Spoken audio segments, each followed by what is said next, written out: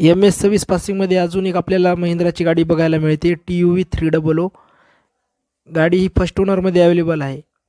गाडीचं व्हेरियंट आहे TUV 10T10, fuel type diesel, year 2018.